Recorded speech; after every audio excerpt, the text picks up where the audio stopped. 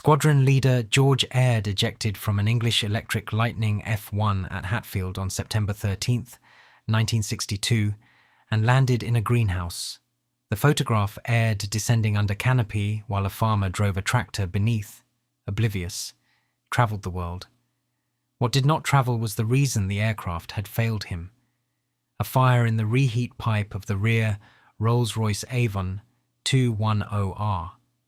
The sort of problem that came with stacking two engines vertically and asking them to push a fighter through Mach 2 while climbing at angles no Western interceptor had managed before. The Lightning was, by that autumn, already the fastest climbing operational aircraft in NATO. It was also the most difficult to keep flying, the most expensive to fuel, and the most jealously watched by Soviet air attachés in London. The origin was a 1947 Ministry of Supply specification, ER.103, drafted at a moment when the air staff at Adastral House were digesting a specific piece of intelligence. The Soviet Union had flown the MiG-15 prototype and was building thousands. W.E.W. Petter, chief designer at English Electric at Warton, sketched an airframe that broke almost every convention. Two Avons stacked one above the other. A wing swept at 60 degrees, fuel in the flap and wing skin, because there was nowhere else to put it. The P-1A first flew from Boscombe Down on August 4, 1954, piloted by Wing Commander Roland Beamont, and went supersonic on its third flight without reheat. A feat no British aircraft had managed, and few American ones either. Beamont's post-flight report to the Ministry of Supply, filed at Farnborough and now held in AVIA files at Kew, described handling that was delightful up to and beyond the speed of sound. The air staff, reading it in Whitehall, made a decision that would shape the next 30 years of RAF fighter command. This aircraft, and only this aircraft, would defend the V-bomber bases. The Vulcans, Victors and Valiants at Waddington, Wittering, Cottesmore and Marham held the British deterrent, 16 minutes to Moscow, with yellow sun or blue steel. If they could not get airborne, Britain had no reply. The Lightning existed to buy them those 16 minutes. By 1960, the production F1 was entering service with 74 Squadron at RAF Coltishall, the Tigers, under squadron leader John Howe. Howe had flown Sabres in Korea. He wrote to his group commander that the Lightning was unlike anything a fighter pilot had a right to expect. It climbed, he said, not like an aeroplane, but like a lift. The initial climb rate exceeded 50,000 feet per minute. From breaks off at Coltishall to 36,000 feet took under 3 minutes. Fighter Command's standing operating procedures for QRA, Quick Reaction Alert, were rewritten around what the aircraft could do rather than what pilots could reasonably manage. The Soviet interest was not theoretical.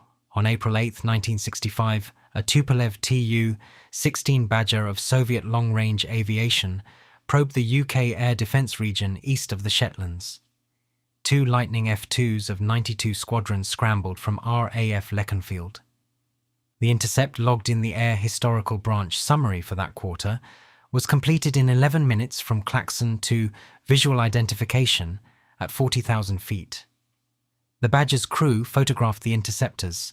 Those photographs, along with several dozen others taken over the North Sea between 1962 and 1968, ended up on the desks of officers at the Central Aerohydrodynamic Institute at Zhukovsky, outside Moscow, where they generated a question the Soviet Air Force could not immediately answer. The question at Zhukovsky was straightforward. How was a British twin-engined interceptor, heavier than the MiG-21 F-13 and burdened with a radar the Soviets assessed as second-rate, reaching combat altitude faster than their own frontline fighter, GRU Air Intelligence working from the London Residentura and from Warsaw Pact Air Attaché reporting in Stockholm and Vienna, had compiled a technical file on the Lightning by mid-1963. The file, fragments of which surfaced in post-1991 Russian aviation journals, contained accurate figures for wing area and engine thrust, and inaccurate figures for almost everything else. The stacked Avon arrangement was known. The thrust-to-weight ratio at combat mass was not. The MiG-21 F-13, which entered Soviet service in 1960, was the aircraft the air staff at the MOD in Whitehall expected Lightning pilots to face if the Cold War went hot. JIC assessments from 1962, held in CAB 158 at Kew, credited the MiG-21 with a maximum speed of Mach 2.05, a service ceiling of 58,000 feet, and a climb rate to 36,000 feet of approximately 4 minutes. On paper, the two aircraft were comparable. In practice, RAF pilots who flew both, a small number did, in exchange visits with the West German Luftwaffe after 1966. When captured, Egyptian MiG-21s became available for evaluation. Reported that the Lightning reached height faster by a margin that surprised them. The margin came from three things the Soviet analysts underweighted. First, reheat. The Avon II 10R and later 301R produced roughly 16,000 pounds of thrust each with afterburner engaged, and the Lightning could sustain reheat from ground level to well above 40,000 feet without the fuel system objecting, which the MiG-21's single Tumansky R-11 could not. Second, the wing. The 60-degree sweep, unfashionable by 1960 and abandoned by almost every subsequent design, gave low drag at the specific altitude band where interception mattered, between 30,000 and 45,000 feet. Third, the profile pilots actually flew. Beamont and his team at Warton had developed a rotation technique in which the Lightning left the runway at Coltish Hall or Binbrook, retracted its undercarriage and pitched almost immediately into a climb angle of 70 degrees.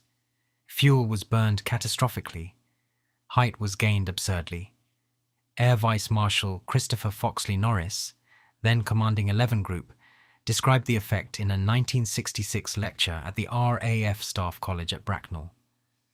A Lightning at full reheat, he told the students, does not climb, it departs. The tactical implication was that a V-bomber base warned of incoming Soviet bombers had a defense that could be present at bomber altitude within 4 minutes of the phone call from the RAF master radar station at Bordsey or the ballistic missile early warning system at Fylingdales. That was faster than any equivalent NATO interceptor in Europe. The French Mirage 3 took roughly 6 minutes to the same altitude. The American F-104G, deployed in numbers by the Luftwaffe, took nearer to 5 and could not sustain reheat as long. Soviet doctrine assumed British air defense would be saturated by a mass raid of Tu-16S and Tu-95S approaching over the Norwegian Sea. The doctrine did not assume that the interceptors would already be at altitude when the bombers crossed the Faroes Gap. The GRU file was updated in 1967. A note in the margin in the hand of a colonel in the Soviet Air Force Intelligence Directorate, whose name has never been established, observed simply that the aircraft's performance was not what we were told to expect. RAF Binbrook in the flat country of North Lincolnshire held 2 Lightning squadrons through the 1970s and into the 1980s, 5 Squadron and 11 Squadron. The station's operational cycle was structured around the QRA commitment. 2 aircraft fully armed with red top or Firestreak infrared missiles and 30mm Arden cannon sat in the QRA shed at readiness state, 5, 10 minutes to airborne, 24 hours a day, every day, for 28 years. The scramble bell rang on average once every 4 days through the peak years of Soviet long-range aviation activity, 1975 to 1985. The intercepts followed a pattern established by Air Defense Command and refined by Strike Command after the 1968 reorganization. A Soviet aircraft Tu-95 Bear, Tu-16 Badger, occasionally a Tu-22 Blinder, would cross the Nordkapp line north of Norway. Norwegian radar at Vardø, cued by GCHQ intercept at Cheadle, and by the American FLR 9 array at Chicksands in Bedfordshire, would track it south. When the aircraft entered the UK Air Defence Region, fighter controller at the Sector Operations Centre at RAF Neatishead would order the scramble. The Lightnings launched. The intercept was photographed. the Soviet aircraft continued its planned route, usually southwest towards the North Atlantic, occasionally as far as Cuba. The photographs mattered. Flight Lieutenant Dave Room of 5 Squadron, in a 1979 sortie, later described in the squadron's operational record book, formatted on a Tu-95 Bear D at 32,000 feet north of the Shetlands, and photographed a new configuration of the aircraft's big bulge surface search radar.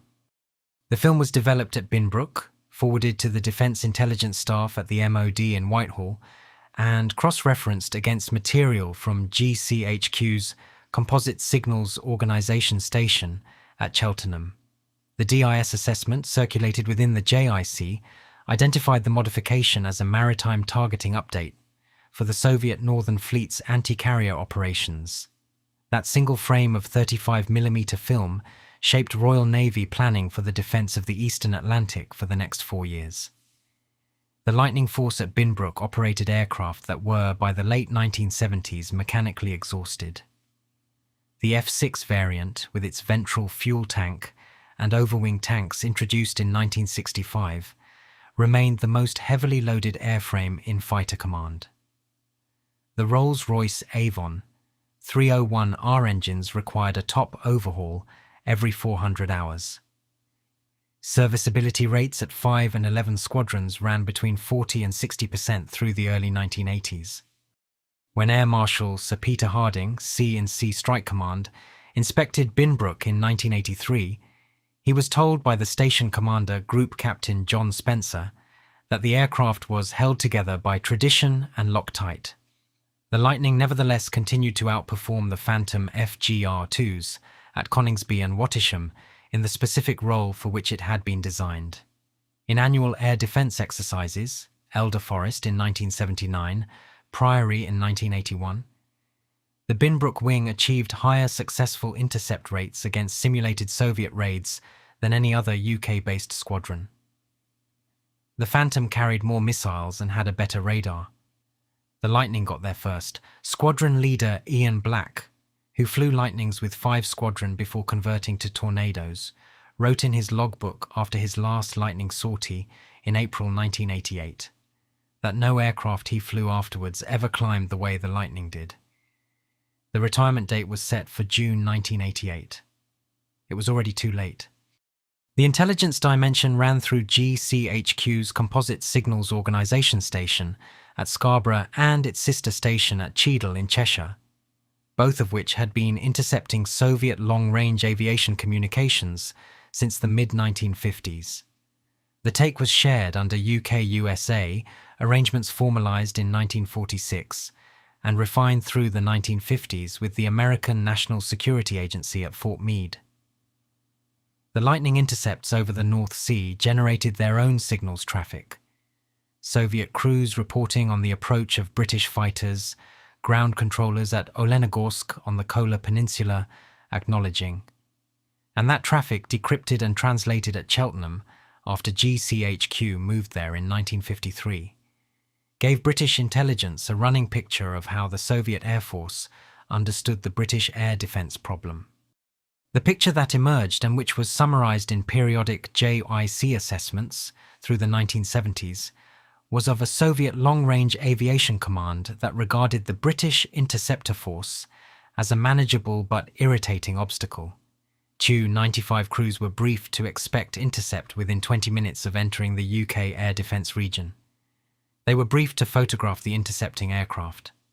They were not briefed on why the intercepting aircraft arrived so quickly, because the ground controllers at Severomorsk and Olenogorsk did not themselves have a satisfactory explanation. The GRU technical file, updated in 1967 and again in 1974, retained its marginal note. The Foreign Office watched the intelligence traffic with a specific interest. The Lightning's performance was a card in the diplomatic hand Britain played through the 1960s and 1970s over the American nuclear guarantee, the future of the V-Force, and eventually the Polaris purchase agreed at Nassau in December 1962. Harold Macmillan, negotiating with President Kennedy at Nassau, was operating from a position that assumed British air defence could hold long enough for the deterrent to fly. Sir Solly Zuckerman, chief scientific advisor to the Ministry of Defence, produced a paper for the Prime Minister in November 1962, held in PREM 11 files at Kew, that specifically cited lightning intercept times as a factor in the credibility of the deterrent posture. Dennis Healey, appointed Secretary of State for Defence in October 1964, in Harold Wilson's first government, inherited the lightning force and the strategic assumptions built around it. Healey's 1966 Defence Review cut a great deal. The CVA-01 carrier program, the TSR-2 successor, the East of Suez commitment, but did not cut the lightning. The internal MOD papers released to Kew in 2001 show that Healey's officials specifically identified the aircraft's climb performance as a capability without adequate substitute. The Phantom, which the Wilson government purchased from McDonnell Douglas in 1964, was faster in transit and carried more weapons but did not climb like the Lightning, and could not be relied upon to reach the V-bomber bases in the required time. The Soviet estimate of British defensive capability rested on a technical misunderstanding that Whitehall was content to leave uncorrected. When Andrei Gromyko, Soviet Foreign Minister, met Sir Alec Douglas Home in London in March 1966, the conversation touched on European air defence in the abstract. Douglas Home said nothing specific. The Foreign Office briefing note prepared for the meeting, in FCO 28 at Kew, contained a single underlined sentence: nothing about the Lightning. The doctrine of not explaining what your best aircraft could actually do was, by 1966, well established at Whitehall. The Lightning's operational life ran alongside a British aviation industry in continuous retreat. The 1957 Defence White Paper, produced by Duncan Sandys and presented to Parliament on April 4, 1957, had declared that manned interceptors were being superseded by surface-to-air missiles. The Bloodhound missile, deployed at former V-bomber dispersal sites through the late 1950s and 1960s, was the intended replacement. Sandy's paper cancelled a range of aircraft programs, including the Saunders Roe SR-177 and the Avro 730 supersonic bomber reconnaissance aircraft. The Lightning survived only because it was already in flight test and too far advanced to kill. The consequence was that the Lightning had no successor. The P.1154 supersonic Harrier variant was cancelled by the Wilson government in February 1965. The TSR-2, first flown at Boscombe Down on September 27, 1964 by Roland Beamont, was cancelled by Healey on April 6, 1965. The F-111K, ordered from General Dynamics as a TSR-2 substitute, was cancelled in January 1968 after the devaluation of sterling. Britain in 1968 had no domestic supersonic combat aircraft in development. The Lightning was the last all-British interceptor the RAF would ever operate. The Phantom purchase, negotiated by Healey through 1964 and 1965, brought the McDonnell F-4M, designated FGR-2 in RAF service, into fighter command from 1969. The Phantoms were re-engined at British insistence with Rolls-Royce Spey turbofans, which improved range and low-altitude performance but reduced top-end speed relative to the American J-79-powered variants. The Spey Phantom was a compromise aircraft that satisfied the Treasury, the Ministry of Aviation and Rolls-Royce at Derby, and disappointed a good many pilots at Lushars and Coningsby, who had trained on the American version at Naval Air Station Miramar. The Phantom did what the Lightning could not. It operated at long range, carried Sparrow and later Skyflash medium-range missiles, and could intercept low-flying targets. It did not, however, replace the Lightning at Binbrook. The two aircraft ran in parallel for 19 years. The Ministry of Defence rationale set out in a 1974 policy paper by Sir Michael Quinlan, then a senior official in the MOD, was that the Lightning covered the short-range, high-altitude, quick-reaction gap that the Phantom could not fill economically. The paper, a fragment of which appears in Quinlan's later writing on nuclear strategy, described the Lightning as a specific tool for a specific problem. The specific problem was the Soviet Tu-22M backfire, which entered service with Soviet long-range aviation from 1972, and which the JIC assessed as capable of low-level penetration of UK airspace at speeds the Phantom would struggle to match in a stern chase. The Lightning, launching from Binbrook or from the Scottish detachment at Leuchars, could achieve a forward quarter intercept before the backfire reached weapon release range against RAF Fylingdales or the Clyde submarine base at Faslane. Faslane held the Polaris deterrent from 1968. The chain of logic ran from a fighter designed in 1947 to the survival of the British strategic force in 1985. The backfire threat was the specific reason the Lightning was still operating in 1988. The Tornado F3, ordered as the eventual replacement, was late. The Tornado air defense variant, designated F2 in initial production, and F3 from 1986 was the aircraft the MOD had settled on to replace both the Lightning and the Phantom in the UK air defense role. The Tornado F3 first entered service with 29 Squadron at RAF Coningsby in 1987. It was on paper everything the Lightning was not. Long-range radar equipped with the GEC Marconi AI .24 Foxhunter, armed with 4 Skyflash and 4 Sidewinder missiles, and designed for the specific job of intercepting Soviet bombers at extreme range over the North Sea and the Iceland-Faroes Gap. The Foxhunter radar, however, did not work. Deliveries of the Tornado F2 from British Aerospace at Warton began with concrete ballast in the nose in place of the radar, which had failed acceptance testing at the Radar Research Establishment at Malvern. Squadrons received aircraft that were, in the phrase used by an anonymous officer quoted in the Public Accounts Committee report of 1988, flying without eyes. The radar problems persisted through 1987 and into 1988.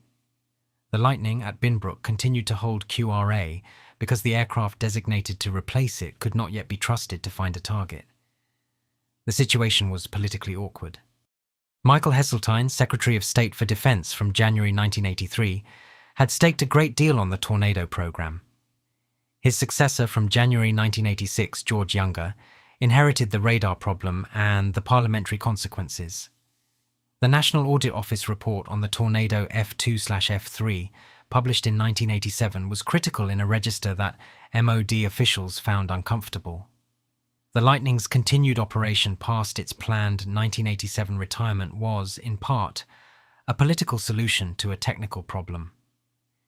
The aircraft was kept flying because the alternative was to admit that Britain had no functioning air defense interceptor over the northern approaches. The Binbrook wing wound down through 1987 and the first half of 1988.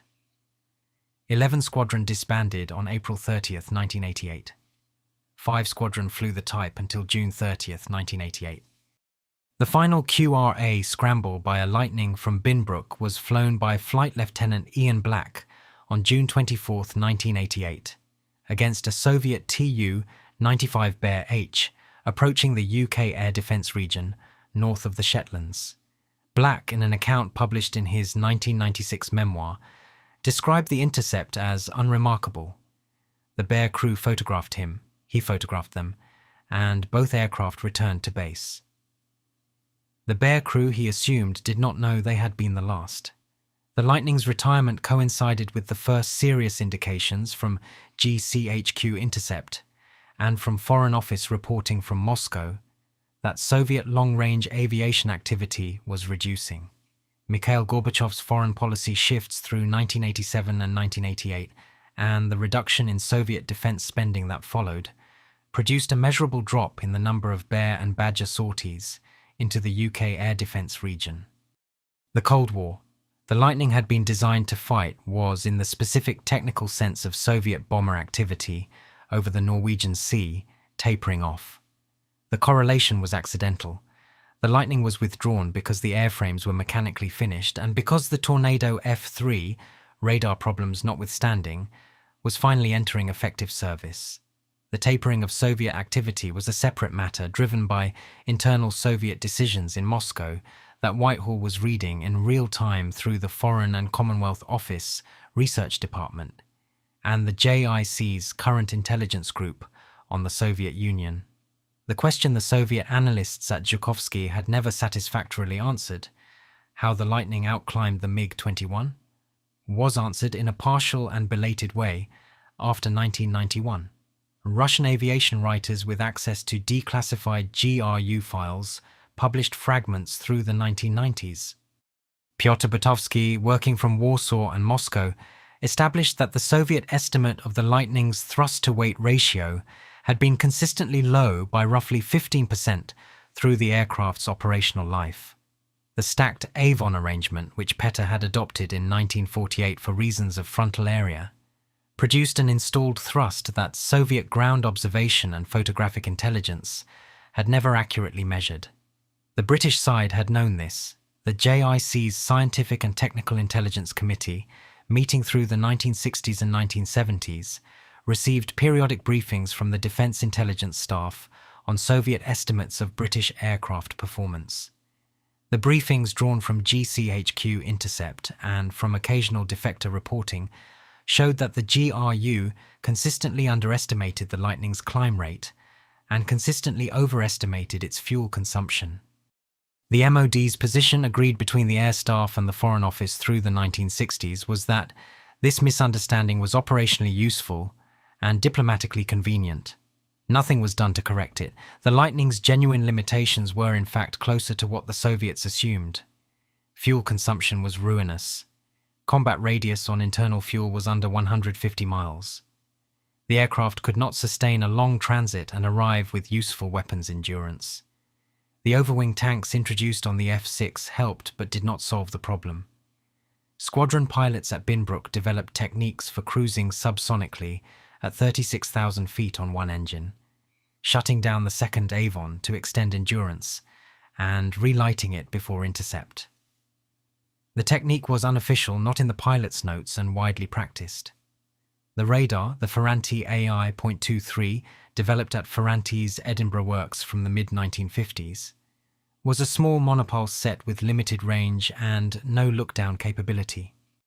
The AI.23 could not detect a Soviet bomber flying below the interceptor against ground clutter. The Lightning's tactical value depended on being vectored to a firing position by ground-controlled interception from RAF Neatishead, RAF Buchan, or RAF Bolmer. Without the ground radar network, the aircraft was largely blind. This was a limitation the Soviets had correctly assessed and factored into their operational planning. The imbalance in mutual understanding, the Soviets wrong about the Lightning's strengths, correct about its weaknesses, the British correct about both, reflected a broader pattern in Cold War technical intelligence that Christopher Andrew, in his Authorized History of MI5 published in 2009, described as the routine advantage held by an open society reading a closed one. British open-source publications through the 1960s and 1970s discussed the Lightning's fuel problems freely. Soviet publications on the MiG-21 did not discuss the Tumansky R-11's compressor stall issues. The information asymmetry over 30 years accumulated. The Lightning's operational career ended before the Soviet Union did. The airframes at Binbrook were scrapped or sold to museums through the second half of 1988. 2 aircraft continued in test flying with British Aerospace at Warton until 1992. Chasing Tornadoes as chase aircraft in radar trials, the last British-designed and British-built supersonic aircraft in active service anywhere. The Warton pair were retired in December 1992, 16 months after the Soviet Union that they had been built to fight had ceased to exist. The Zhukovsky question was, by then, an academic matter. The final assessment of the Lightning's operational value rests on a counterfactual that cannot be tested. The aircraft was never fired at in anger. The Soviet bomber raid it was designed to intercept never happened. The V-bombers, whose survival it was intended to guarantee, were never scrambled on live orders. The Firestreak and Red Top missiles were never launched against a real target. Every intercept flown from Coltishall, Wattisham, Luchars, Binbrook, Gütersloh and Akrotiri between 1960 and 1988 was, in the operational sense, a rehearsal. The rehearsals mattered. Sir Michael Quinlan, in a paper delivered at the Royal United Services Institute in 1990, argued that Cold War deterrence functioned through the visible and continuous demonstration of capability, rather than through capability held in reserve. The Lightning's function was to be seen by Soviet bomber crews and by GRU analysts doing what it did. The photographs the Bear crews took over the North Sea, the intercept times logged at Cheltenham, the marginal notes in the GRU file at Zhukovsky. These were the operational output. The aircraft's value was measured in the caution it induced in Soviet operational planning, and that caution was real. Peter Hennessy, in his 2002 book on Cold War Britain, described the period between 1960 and 1985 as one in which the country maintained a defence posture disproportionate to its economic weight, through a combination of nuclear determination and specific technical excellence in narrow areas. The Lightning was one of those narrow areas. The others, the V-Force, the Polaris, and later Trident deterrent, the Cheveline warhead program, GCHQ's signals intelligence relationship with NSA, formed a set of capabilities that gave Britain a diplomatic weight in Washington and Moscow that pure economic measurement would not have supported. The cost was substantial. The Lightning program, including development, production of 337 airframes, and support through to 1988, absorbed something in the region of £600 million at contemporary prices, according to figures compiled by the Public Accounts Committee in 1989. The aircraft consumed fuel at rates that made peacetime training expensive and wartime sustained operations questionable. Serviceability was chronic. The engineering effort required to keep the Binbrook wing operational into the late 1980s was disproportionate to almost any other RAF type. The people who flew and maintained the aircraft carried the operational burden. Roland Beamont, who had flown the P-1A in 1954, lived to see the last Lightning retired and died in 2001. John Howe, who had commanded 74 Squadron at Coltishall, retired as Air Vice Marshal and died in 2019. The engineers at Binbrook, whose names appear in the station's operational record books but not in most histories, kept the aircraft flying through years when the manufacturer, English Electric, having been absorbed into the British Aircraft Corporation and then into British Aerospace, had lost interest in supporting it. The Lightning's specific contribution to the outcome of the Cold War is not measurable. The Cold War ended for reasons that had little to do with British air defence. What can be said is that between 1960 and 1988, a Soviet bomber crew tasked with penetrating the UK air defence region did so in the knowledge that they would be intercepted, and intercepted quickly, by an aircraft whose performance their own intelligence services could not adequately explain. That knowledge shaped Soviet operational thinking. It did not prevent a war. It did contribute to making the war unnecessary. The greenhouse at Hatfield was rebuilt. Aird recovered and flew again.